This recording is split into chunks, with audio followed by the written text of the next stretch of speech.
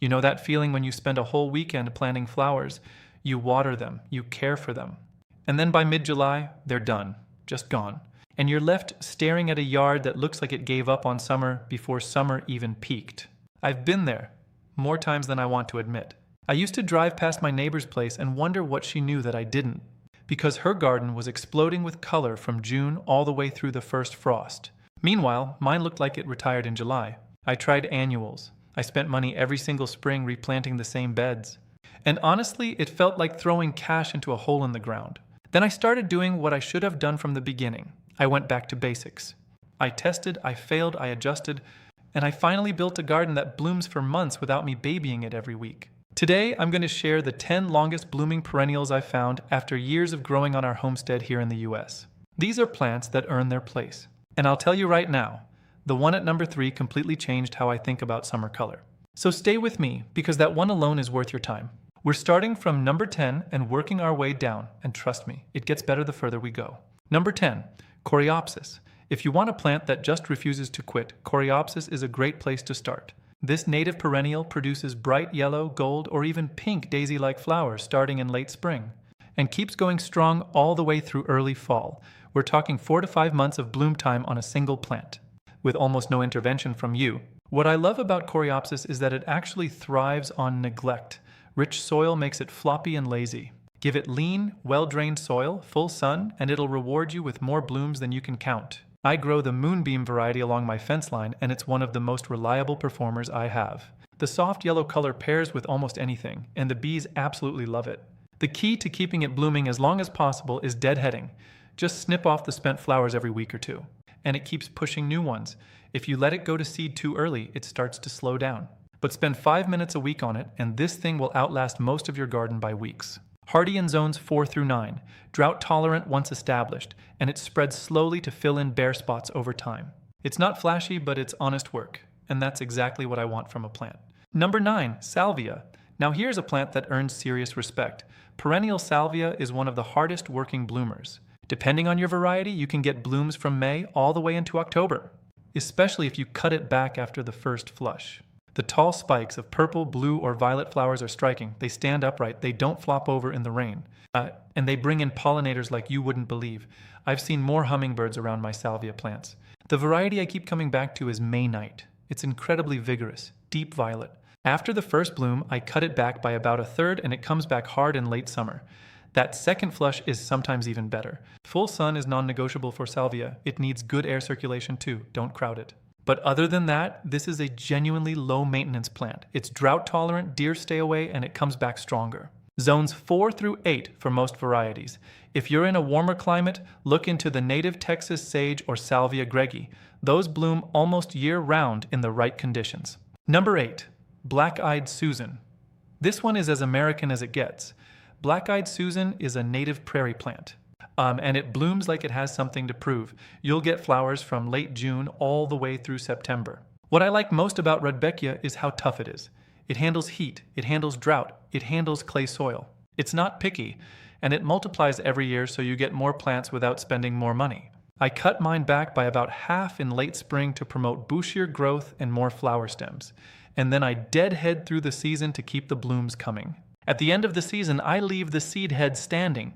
The finches go crazy for them through fall and winter. The variety Goldsturm is the gold standard. Compact, vigorous, and it blooms for months. But if you want something with a longer stem for cutting, look at Indian Summer. Huge flowers, great for bouquets. Hardy in zones 3 through 9, which makes it one of the most universally adaptable plants on this list. Number 7, Echinacea. Coneflower is one of those plants that looks great, feeds the pollinators, and blooms for a solid 2 to 3 months. Mine usually start in late June and go through August, and if I deadhead consistently, I can push that into September. The classic purple is beautiful, but the breeding has come a long way. There are now varieties in orange, red, white, yellow, and coral. Some of the newer ones, like Cheyenne Spirit, give you a whole mix from one planting. I've been growing the straight native species for years because it reseeds and fills in my beds for free, but if you want something more dramatic, the newer hybrids deliver. Echinacea wants full sun and good drainage. It won't tolerate wet feet. If water sits around the crown, you'll lose it. But in the right spot, it's incredibly long-lived. I have plants that are going on 7 years now. The seed heads are worth leaving up in fall too. They feed goldfinches all winter and they look beautiful with a dusting of snow on them. It's one of those plants that looks good even when it's done blooming. Zones 3 through 9. Easy to grow from seed, easy to divide, and it establishes quickly. One of the best investments you can make in a perennial garden. Number 6, Agastache. This one doesn't get nearly enough credit. Agastache is one of the longest blooming perennials I grow. It blooms during the hottest part of summer when a lot of other plants are struggling, starting in July and going all the way through frost. Agastache pushes up these tall spikes covered in tiny tubular flowers, orange, pink, purple, or blue, depending on the variety. And the hummingbirds and bees are on these things constantly. It's like a feeding station. What makes it special is that it loves heat and drought. I have some planted on a dry, south-facing slope where almost nothing else will grow, and they're thriving. The foliage is aromatic, smells like licorice or mint, and deer won't touch it, not even close. I grow Blue Fortune and Kudos Coral, and both of them bloom from mid-July well into October. That's an incredible run for a perennial. Combined with the pollinator value and the deer resistance, it might actually be the most useful plant in my garden from a practical standpoint. Hardy in zones 5 through 10. It does reseed in warmer climates, which I consider a bonus. Free plants every spring. Now here's something I want you to think about. We're at the halfway point of this list, and I've given you 6 solid, reliable perennials. But the next 4, especially number 3, are on a completely different level. These are the ones that made me rethink my entire approach to building a summer garden. The bloom times are longer, the impact is bigger, and at least one of them is probably growing wild near you right now, and you don't even realize how valuable it is. Don't go anywhere. Number 5, Nepeta. Don't let the name fool you. Catmint isn't just for cats. This is one of the most dependable perennials. Catmint blooms in waves. The first flush comes in May or June. A massive cloud of lavender blue flowers on arching mounds of silvery gray-green foliage. It's stunning. Then I cut it back by half after the first bloom, and within a few weeks it comes back and blooms again. Then again. In a good year, I get 3 full flushes from May through October. The variety Walker's Low is the one I always recommend. It's compact, non-invasive, drought-tolerant, and deer-proof, and it pairs beautifully with almost everything. Roses, grasses, echinacea, you name it. And it pairs beautifully with almost everything. Roses, grasses, echinacea, you name it. It wants full sun to light shade and well-drained soil. It absolutely hates wet soil in winter. That's usually how you lose it. But in the right conditions, it lives for years and gets better every season. It's earned a permanent place on our property. But in the right conditions, it lives for years and gets better every season. It's earned a permanent place on our property. Number 4, penstemon. Penstemon is a native plant that most people overlook, and that's a mistake. These plants are built for the American landscape. Heat-tolerant, drought-tolerant, and absolutely loved by hummingbirds. Heat-tolerant, drought-tolerant, and absolutely loved by hummingbirds. Penstemon gives you elegant tubular flowers in purple, red, pink, or white. They grow in neat upright clumps and look great in both formal and naturalistic plantings. Blooming from late spring through midsummer and sometimes reblooming in fall if you cut them back. The native species are incredibly long-lived and tough. I grow Penstemon digitalis, the native white flowering species, and it seeds itself around the garden freely. I also grow Husker Red, which has burgundy foliage that looks good even when it's not in bloom. One thing to know about penstemon, it's very well drained or it's dead. Don't plant it in clay without amending first. Give it gritty, lean soil and full sun, and it will reward you for years. Over-fertilizing is one of the fastest ways to kill it.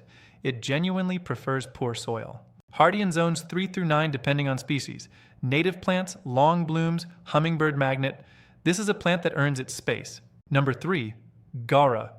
This is the one I told you to wait for, and I meant it.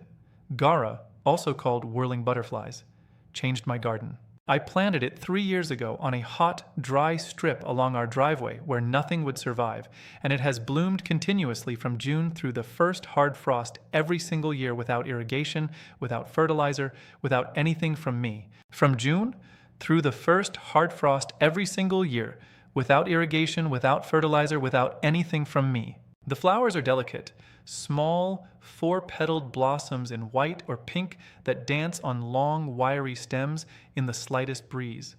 That's where the name comes from, and they just keep coming. And they just keep coming. There's no deadheading required. There's no cutting back. It just blooms and blooms and blooms.